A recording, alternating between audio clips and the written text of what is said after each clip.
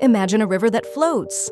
In Brazil, the Rio Negro and the Amazon River meet, but their waters don't mix for miles. The Rio Negro's dark, warm water flows alongside the Amazon's sandy, cooler water, creating a striking visual contrast.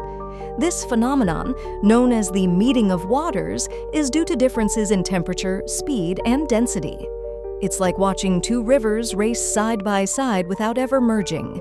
This natural wonder is a reminder of nature's quirky surprises. Like, comment, and subscribe for more stories like this.